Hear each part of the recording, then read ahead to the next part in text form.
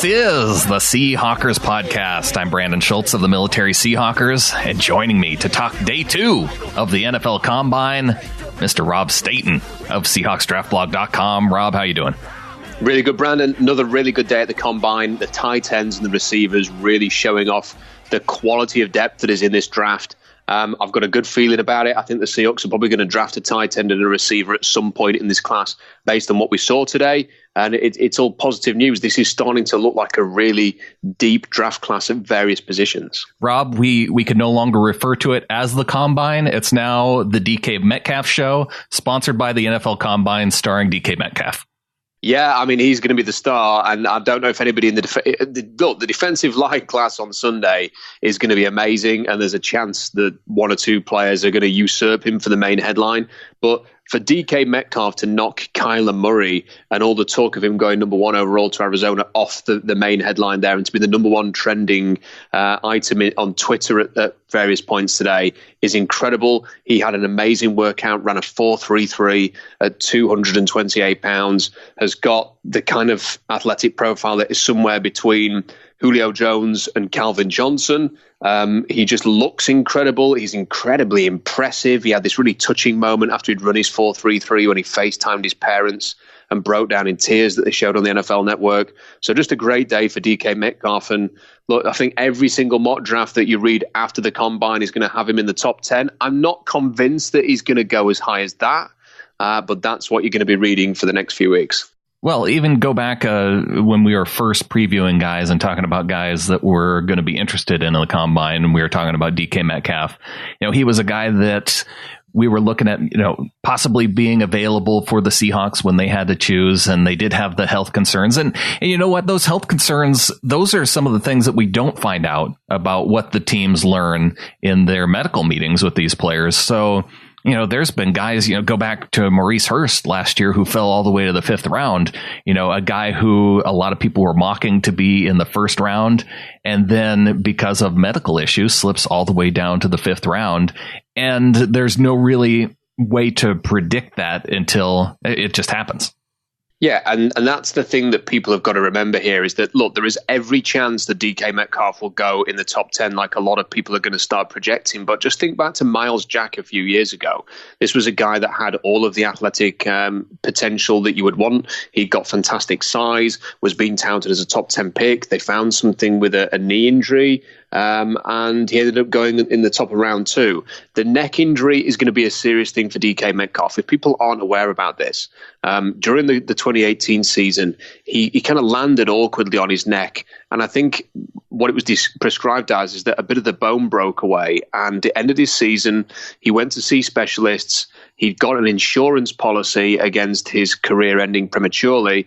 And there was some concern that he may not be able to play again. Now, in Seattle, we're very familiar with players who have suffered neck injuries, with Cliff Averill recently and Cam Chancellor, and it has just wiped them out straight away at the end of their careers.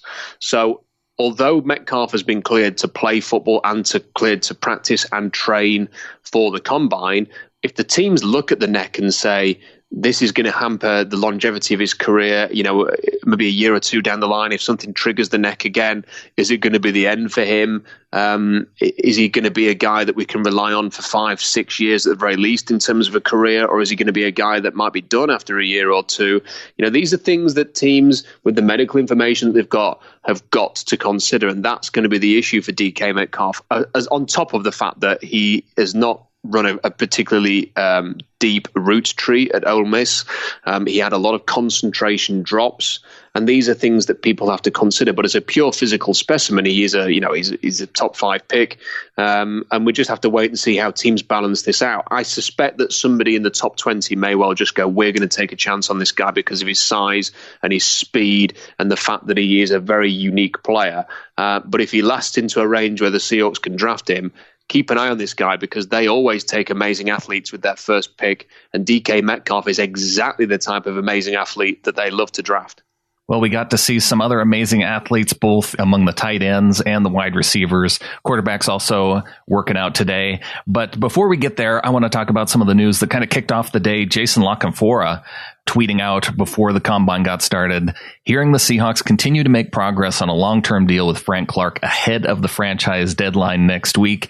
And this was an interesting piece of news because we saw John Schneider on Wednesday talking to the media and reminding everyone that the Seahawks haven't used the franchise tag since 2010 on Olindamare, the kicker, and kind of poking fun at the 49ers a little bit that he talked him into using their franchise tag on Robbie Gould. So Dee Ford for the Chiefs, the Chiefs announced that they were going to use the franchise tag on him.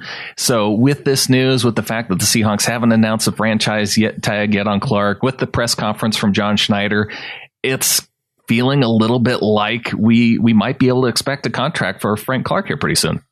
Yeah, I think actually the franchise tag being, 17.128. That is the figure that we're looking at here. So just over $17 million for a defensive end. Possibly helps the Seahawks a little bit. If it was up towards 18, 19, then would you want to sort of guarantee him that per year over 3 or 4 years? Maybe not.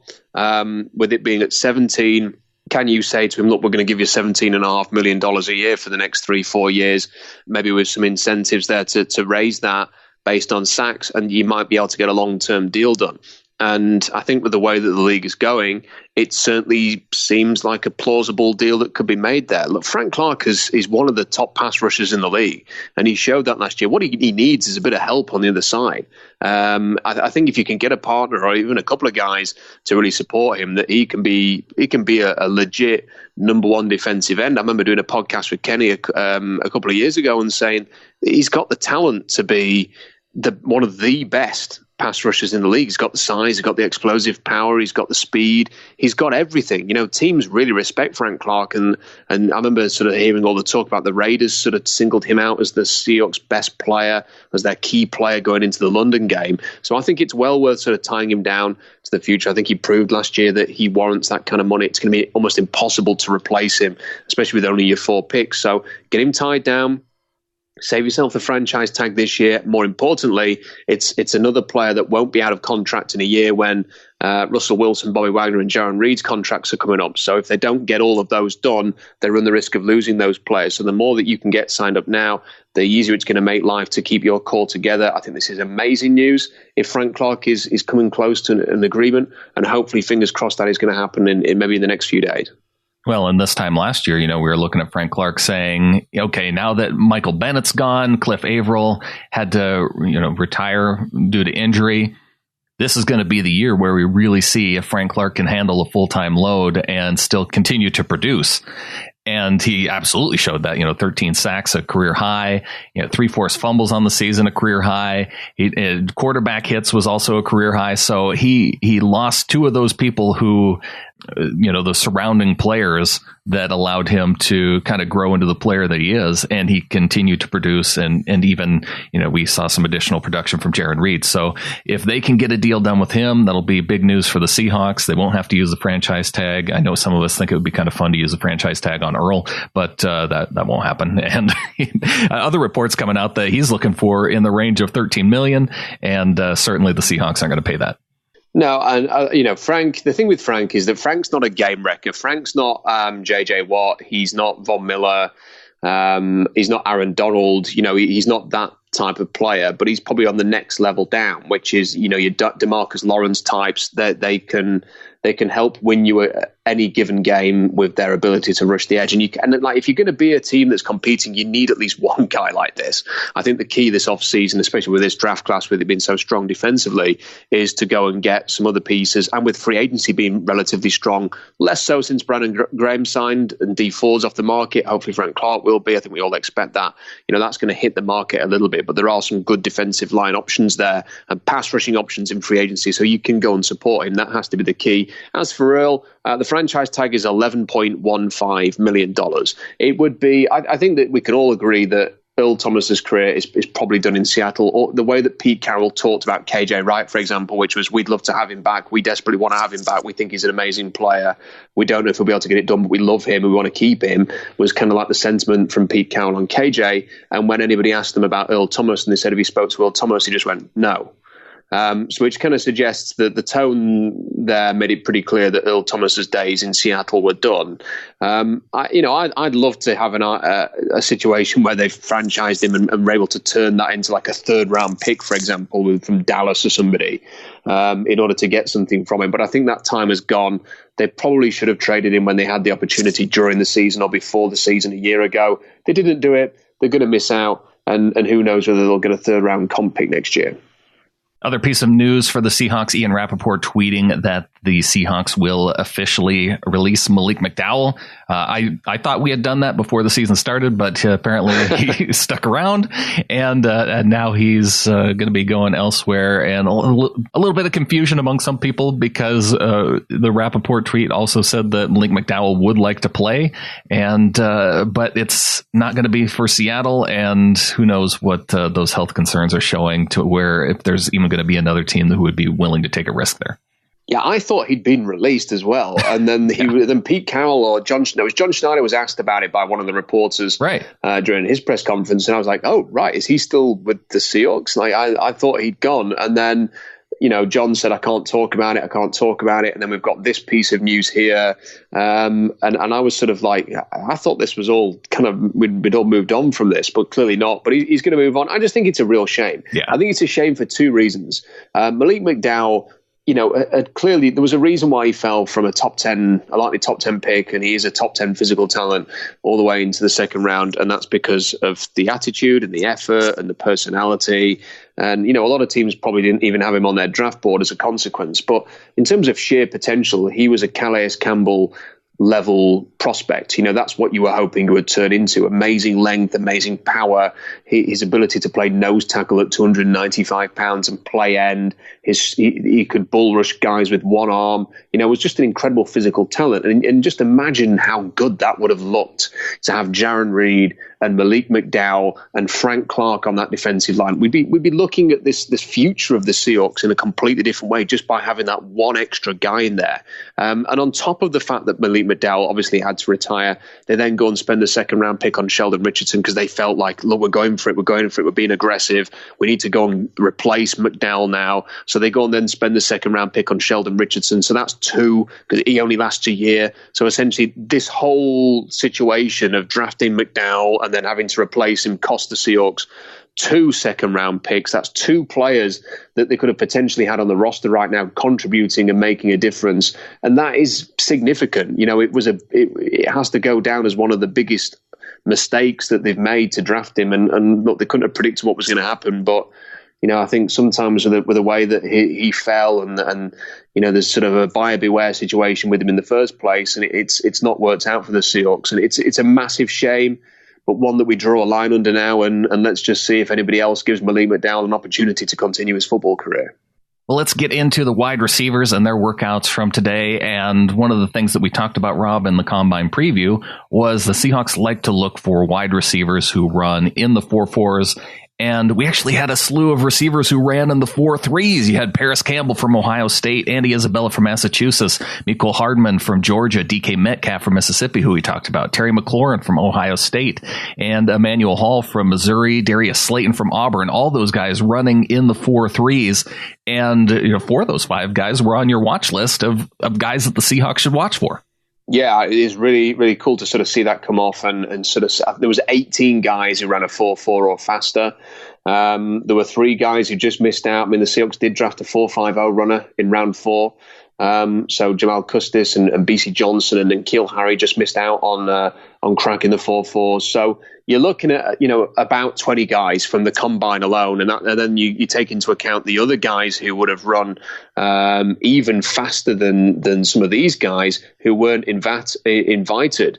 Penny Hart, for example, who had a great Senior Bowl, was not invited to the combine, which is a bit of a surprise, and could have run in the 4.3s as well. So there are other guys Preston Williams, who was not allowed to work out from Colorado State, may well have run in the 4.4s. So there's a real deep class of receivers that the Seahawks could consider here, and all types as well, Brad. And that's the great thing. You've kind of got the guys who are expected to go early. So if the Seahawks trade down from 21 as we expect, they could trade down into a range where Parris Campbell, for example, who was the fastest receiver, is available, or Terry McLaurin, or Deebo Samuel, or AJ Brown. They could trade down into a range where those players fit. If they want to go in the middle rounds, Emmanuel Hall or Hakeem Butler or people like that could be available in the middle rounds.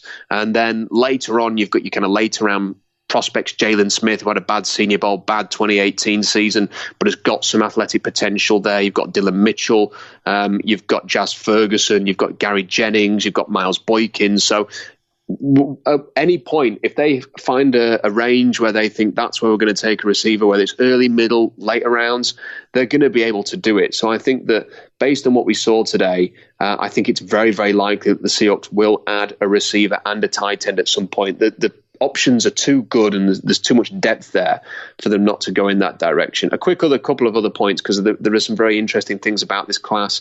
Miles Boykin and Emmanuel Hall jumped the second best vertical in recorded history today, 43.5 inches. That's at any position. So those are incredible numbers there. Even beating DK Metcalf's amazing 4.5-inch vertical.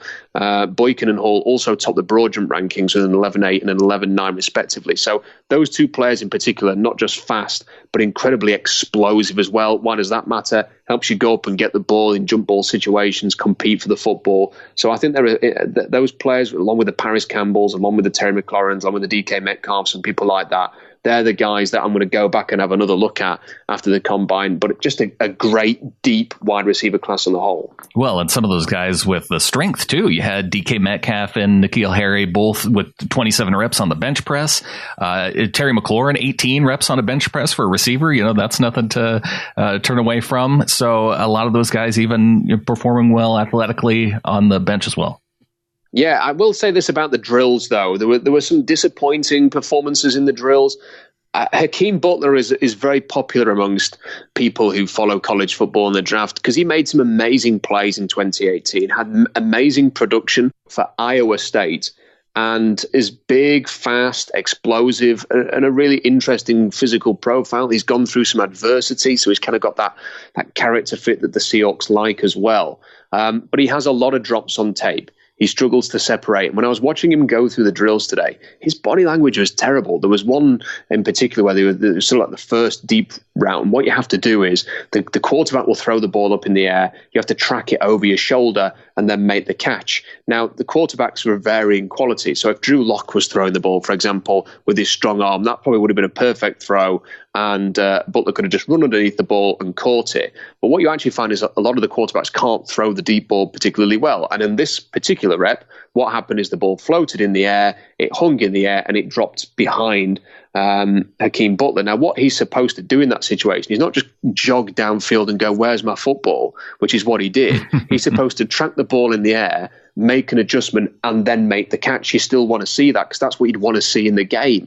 And that's what other players were doing. So if it was underthrown, they would check their run, go back and get the ball, or wait for the ball, catch it. Look, it's not a great rep because the quarterback's let you down, but you've still caught the ball, you've still finished the rep, and you've done it, and the coaches will applaud you for that. What Butler did is he kind of just jogged down, and then didn't even look for the football. It bounced about 5 yards behind him, and then the coach went, "What are you doing?" And he kind of just sort of held his arms up in the air and went, "What?" And it's like, you've got to actually go and get the football. You don't just give up on a pass because it was underthrown. We don't want to see that at the next level. And that kind of encapsulated how he went through some of the workouts today. So that was a little bit disappointing. N'Keal Harry had a few drops as well.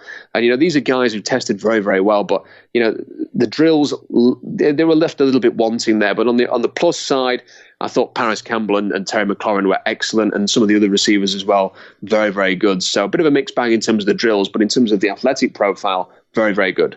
Well, if the Seahawks are going to go for a receiver with size and speed, it definitely seems like the year to do it. I only hope that they will consider guys like Harry from Arizona State, because he was outside of the 4.4 range that they look for. On the broadcast, they brought up that there's been several guys in the past that have run in the 4.5s that are bigger guys that have still gone in the first round. I'm thinking of the receiver out of the Thomas from New Orleans. He ran a 4.57, yeah. Yeah. And so you'd hate for the Seahawks to miss out on a big receiver like Michael Thomas just for a 40 time, who is a solid receiver. So, but Harry, 6'4", 213 pounds. Arcega-Whiteside, who we didn't get to see run today. Do we know what happened with him? 6'3", 225 guy? Not heard a whisper about anything to do with that. There was no sort of intel going into the combine that he wasn't going to work out, but then he just wasn't there. Initially, I thought that because he has a double-barreled name, that I thought that he was just going to work out in the second group with Whiteside rather than the first group with Arcega alphabetically. But then he just didn't appear in either of the groups. So unless he just missed his flight, I'm not sure what the issue is there. Maybe he's nursing a small injury. Perhaps he doesn't feel particularly confident that he's going to run fast and therefore wanted to wait until his pro day. Perhaps there's a more favourable environment at Stanford's pro day. I'm not too sure, but that was disappointing not to see him. I think you're right. It will be disappointing to see the Seahawks miss out on a real quality wide receiver for the sake of, a few tenths of a second. I mean, until Harry ran a 4.53, you're not going to take him off your board because he hasn't run a 4.49, for example. Right. But one of the things we have to look for is separation does matter. And with the Seahawks, you look at the receivers that they've drafted and the ones that have succeeded. So Golden Tate, a smaller, quicker receiver, ran a 4.42. Paul Richardson, smaller, quicker, ran a 4.40. Tyler Lockett ran a 4.40. They've had a lot of success with guys like that. David Moore running a 4.42 has been inconsistent, but it has shown some quality there. And you think of some of the receivers that haven't worked out for them. Chris Harper, bit bigger, 4.50. Kenny Lawler was a 7th round pick, hard to sort of lump in with these, but then you've got Kevin Norwood running the late 4.4s, was a bit bigger. Chris Durham, late 4.4s, bit bigger. Amara Darbo, a little bit bigger, 4.45. And it hasn't worked quite as well for that. And I just wonder whether or not, because of Russell Wilson, he's a very conservative quarterback. He's not going to throw the jump balls like some other quarterbacks do and take as many chances unless he absolutely has to. And Doug Baldwin and Tyler Lockett and Paul Richardson and Golden Tate were very good at getting open, getting downfield. And that's just the style that the Seahawks use. Pete Carroll's a conservative head coach and wants his offense to be conservative. They want to take deep shots. They want to run the ball. He's not going to be making his receivers battle for contested catches 6 yards downfield or anything like that. So from this group, what I'm going to kind of focus on is, do you know what? I think they'll take a bigger receiver and will want to take bigger receivers, but they still better run in the 4.4s because Wilson almost needs that separation. This offense needs that separation, and they need to be able to get downfield because that's what the Seahawks do. They're kind of like a run and gun style offense. And, David Moore's bigger, but he makes plays down the field as we saw in Carolina last year. That's what they want from their wide receivers. So the Seahawks type requires some degree of top-end speed. And they can make up for some of that speed with having, solid route running. It doesn't have to just be speed. And, you mentioned Hakeem Butler. The critical component for a wide receiver is being able to catch the ball. So it would, he does have the nice size. He's 6'6". He has the stats from his last year in college, 1,300 yards on only 60 catches. That's 22 yards per catch. It's, really impressive numbers for the receiver out of Iowa State. So if you're putting him up against a guy like Terry McLaurin, who he's only 6'1", but when you watch the drills, you see him being able to catch the ball so much better than Butler.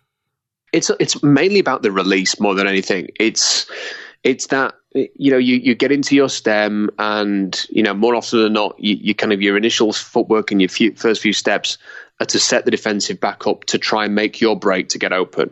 And if you are creating separation and you are getting that window for a quarterback, it makes life easier for you as a receiver to catch the football because you've not got somebody draped all over you in college. And that's the problem that some players like Butler suffer from. One of the main reasons why he's had a few drops in college is because nearly everything's contested. Nearly everything's a battle. And there are very few clean catches to be had because he's having to fight with the defensive back to get the ball. And that's going to be even harder at the next level. And look, Terry McLaurin had a few drops in college, but some of the players like Parris Campbell's a good example of that. I mean, he's a 4.31 runner with running back size. He's like 210 pounds and ran a 4.31. Not enough people are talking about Parris Campbell, by the way. Everyone's talking about DK Metcalf. Yeah. Campbell's is 2'8", 208, 210, has jumped an amazing vertical 40 inches, has run a 4.31, the fastest time amongst receivers.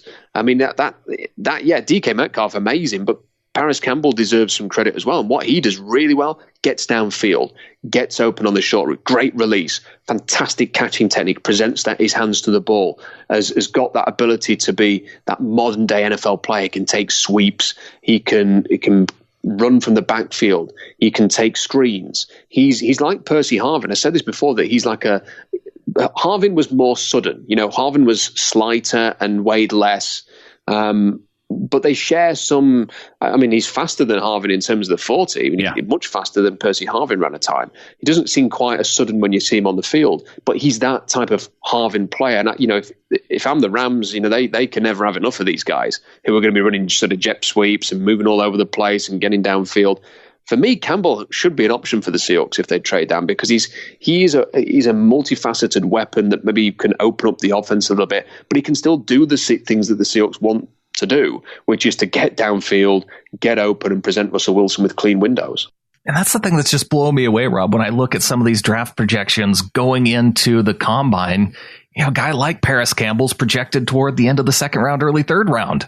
Yeah, I mean, I've long thought that he should be, like a top 50 lock, and I've mocked him at the end of the first round, and I think even sort of in the early 20s in the first round, because I just think he's a real quality player, great character as well. There are no flags with this guy. He ticks every single box: athleticism, size, catching technique, personality. Was a track athlete. I just think everything about him he produced great production as well. I think that Parris Campbell is a top player, and look, I think if you draft him, you're going to find a way to use him. I think he's better than Curtis Samuel, who the Panthers took in the second round. I think it was a couple of years ago, and it's taken him a bit of time to adjust to the next level. I think that Parris Campbell can be a big time weapon in the NFL, and I think with him and McLaurin, and they're two players that I think, if the Seahawks want to take another weapon with their first pick after trading down, then they should be options. But the thing is that here's the other thing you have to consider.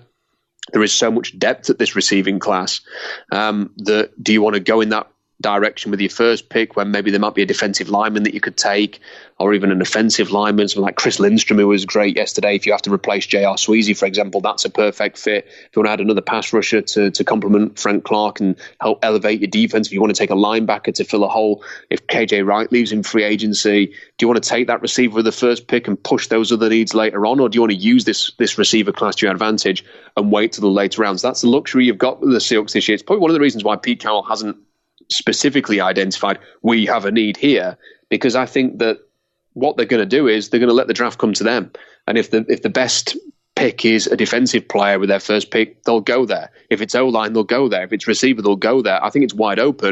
And the great thing is when they get to rounds 3, 4, 5, they'll still be able to get players at other positions who are probably they feel as excited about as the guy that took the first pick, because it seems to be that kind of draft class. Well, I have a feeling that Campbell's probably going to be shooting up some draft boards if people are projecting him toward the second and third rounds after a day like today. Now, moving over to tight ends, there were some impressive athletes. Noah Fant, TJ Hawkinson. Rob, could we have a 2 Fant tight end set for the Seahawks? How would that look? Oh, well, it'd be interesting, wouldn't it? We've already got the Griffin twins. So why not have, and there's the 2 Dixons, and why not have a pair of Fants why as not? well? Is that the correct term for a grouping of Fants? Is it a pair of Fants? Duo of Fants. But look, I think with Noah Fant, there are a few things here. Like he was always expected to have an amazing workout. He was listed on the Bruce Feldman Freaks list, which he brings out in the summer every single year, highlighting the most athletic players in college football. And Noah Fant was on that this year. So everybody kind of knew what kind of an athlete he was and expected he was going to have an amazing workout. And he's achieved that. And congratulations to him for that.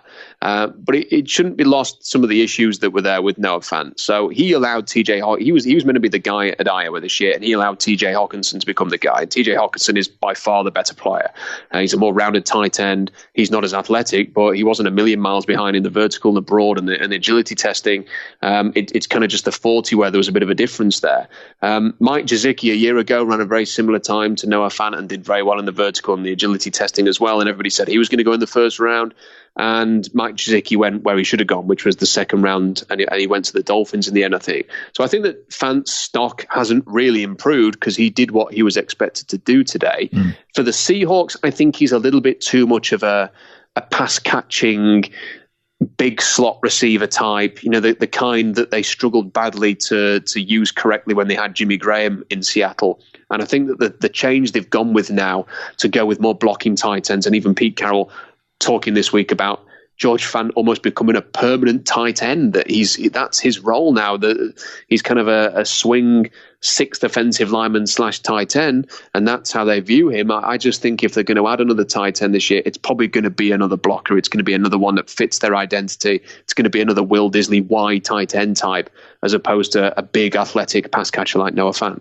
Well, and I think that makes a lot of sense, too, just based off of what we saw with Jimmy Graham and how that kind of failed for the team. He never really lived up to the expectations that I think we had for him. And it was just the way that they, he just didn't fit the way that the Seahawks plan to use a tight end. And we saw last year that probably Will Disley is more that guy, and maybe even George Fant's more that guy, because they want their tight ends to be blocking and not necessarily catching passes. Although, we did see it from time to time with Luke Wilson and, having a guy who's a speedster. But Wilson was also, he wasn't terrible on the blocking end either. So it would be curious to me if they went tight end in early on in the draft. It seems more of somewhere where they could look toward the middle of the rounds. But like you said, the depth at tight end means that they could grab somebody toward the middle rounds and still get someone of talent.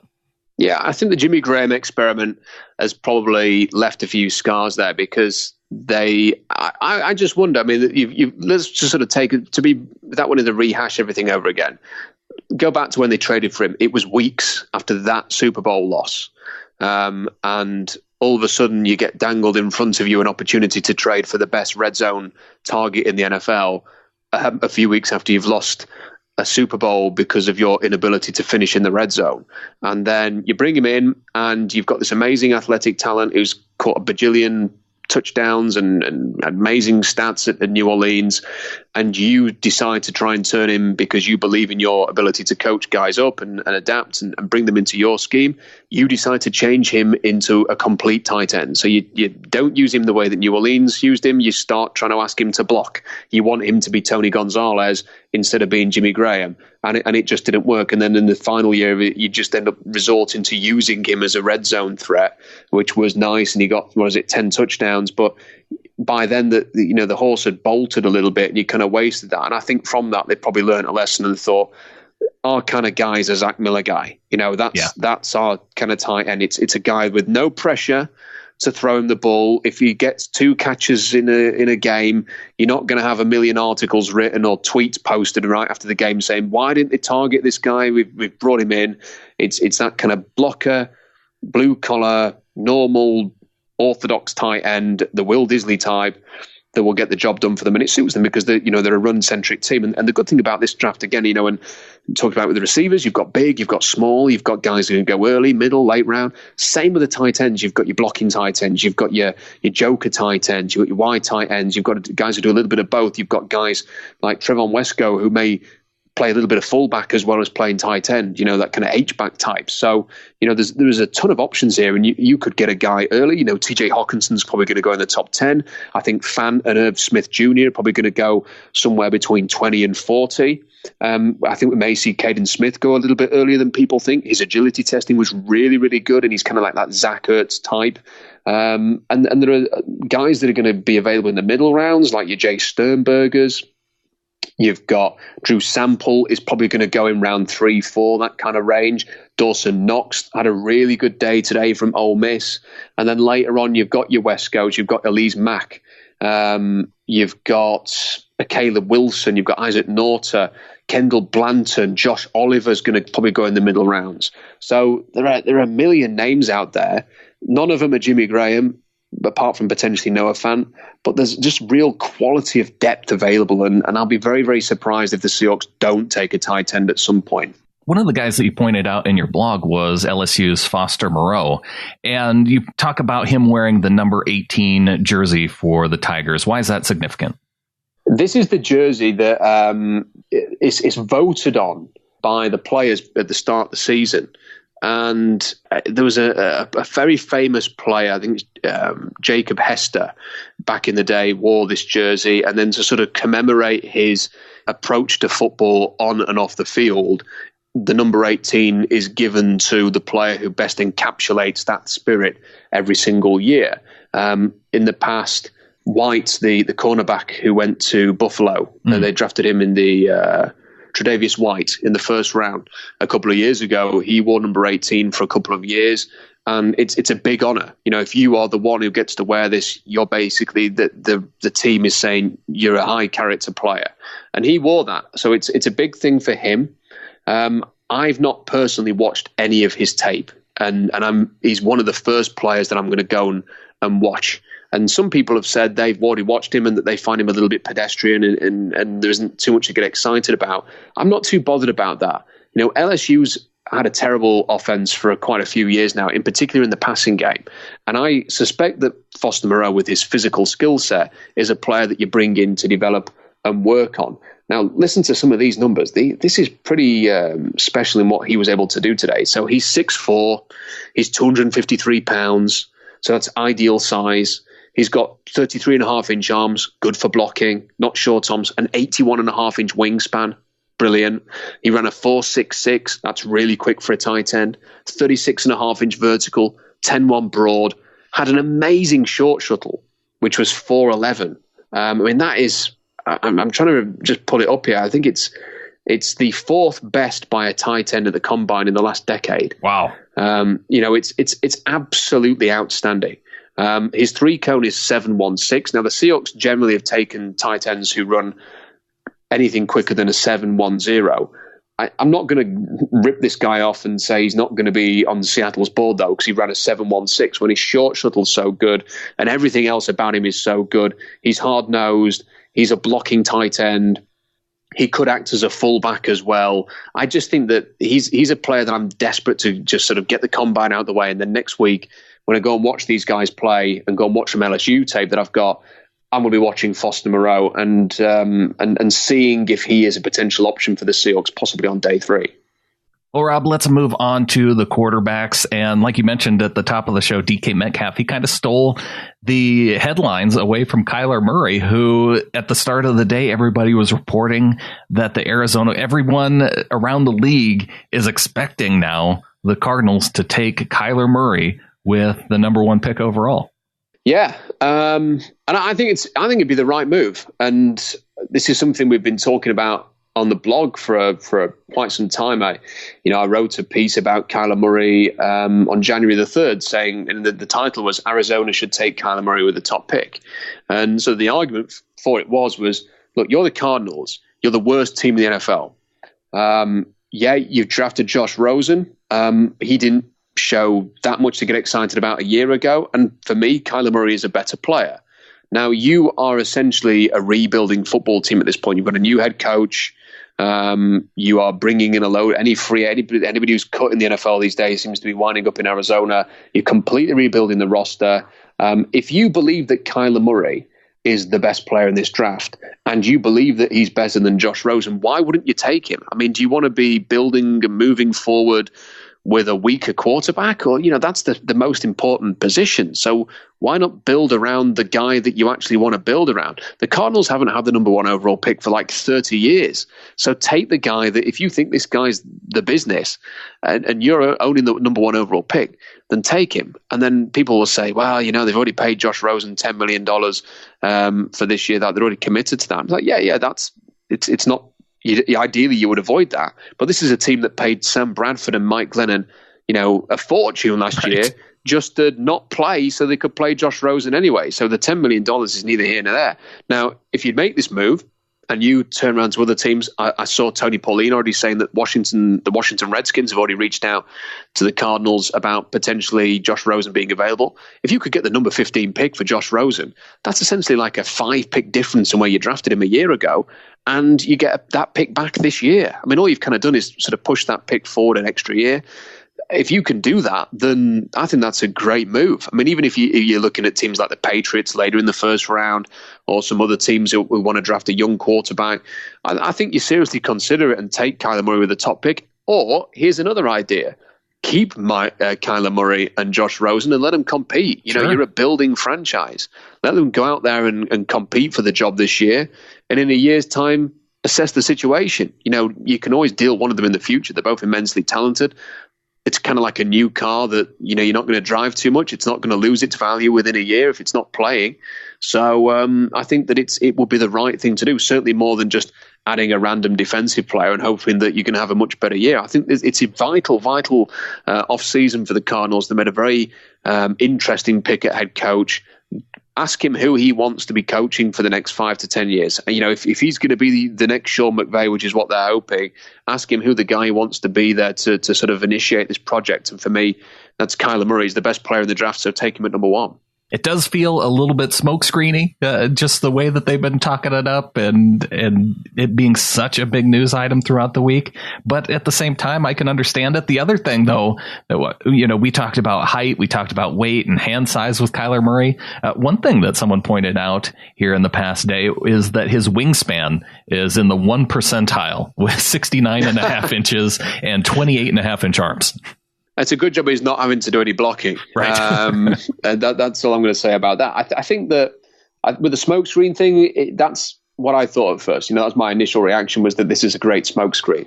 And I think if all this was Steve Keim standing up on a podium and going, Josh Rosen's our quarterback for now, then I would say, yeah, it was a very intelligent smokescreen. But then it almost seems a little bit like, look what's happened in the next 24 hours. The thing's exploded and they're not doing anything to put cold water on it.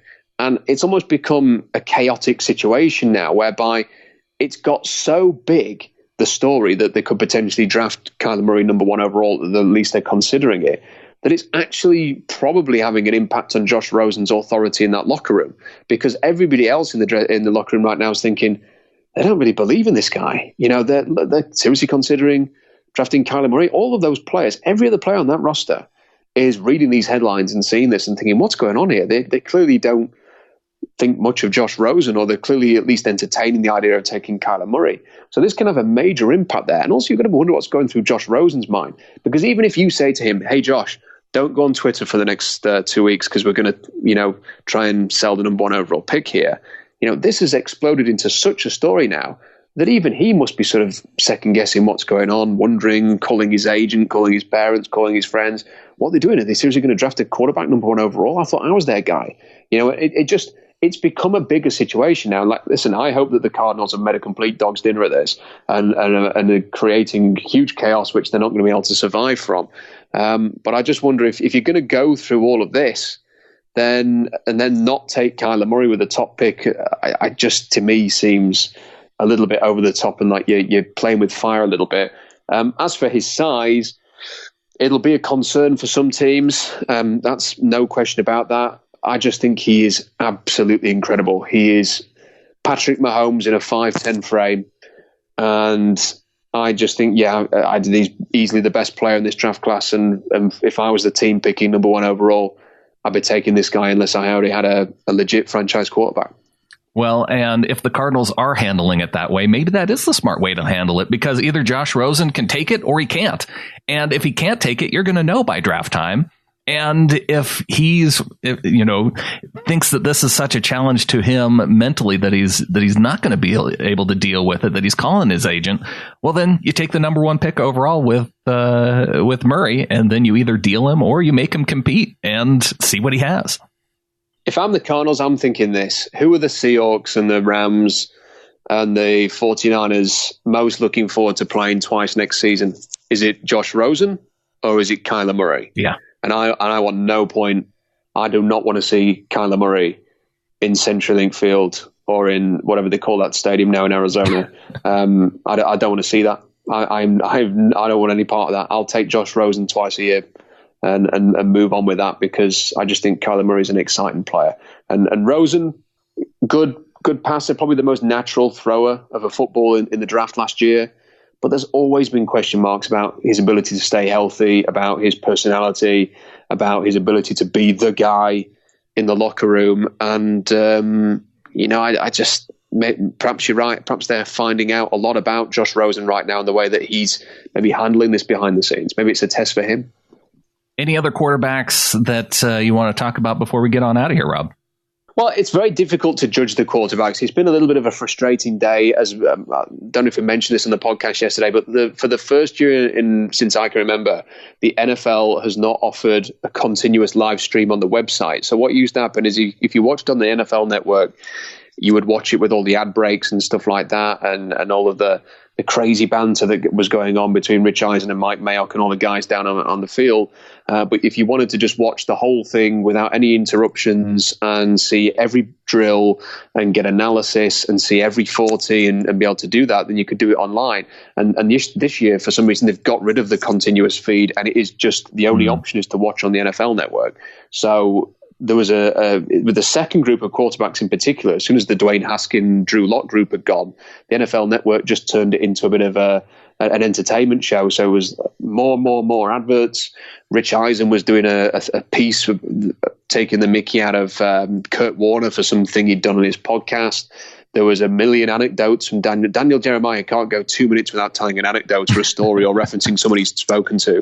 And that's what it descended to. And it was very difficult to sort of scout the quarterbacks to the receivers as a consequence. With the first group, the camera angle was always behind the quarterback, which is perfect when you're watching all 22 and you can watch the defense that the quarterbacks are facing. You can see them go through the progressions, see whether they make solid decisions or not. But when they're just in shorts and a T-shirt and they're throwing downfield, you actually don't get any perspective on depth and velocity. You actually kind of want to see it from the TV broadcast viewpoint. So again, it's very difficult to watch it. I think the quarterbacks that, from what I could fathom, Drew Lock's got a very strong arm, Jarrett Stidham's got a very strong arm, and Dwayne Haskins can fling it around. It looked a little bit to me like Haskins was going through the motions a little bit.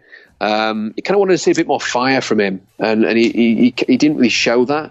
I thought that Will Greer looked pretty good overall, and I think he's going to go a bit earlier than people perhaps think. It would have been nice to see Kyler Murray out there throwing, though, and it's a real shame that he didn't do anything today. Well, he will have his pro day coming up for sure. And Rob, I really want to thank you for coming back on for day 2. If people want to support what you're doing, they can go to patreon.com/Seahawks Draft Blog. Check out your website, SeahawksDraftBlog.com. Follow you on Twitter at Rob Staton. And, of course, you can support the Seahawkers podcast at GetInTheFlock.com. Rob, thanks again. Thanks, Brandon. Looking forward to tomorrow as well. It's the big day with the defensive line class, so it should be a good one.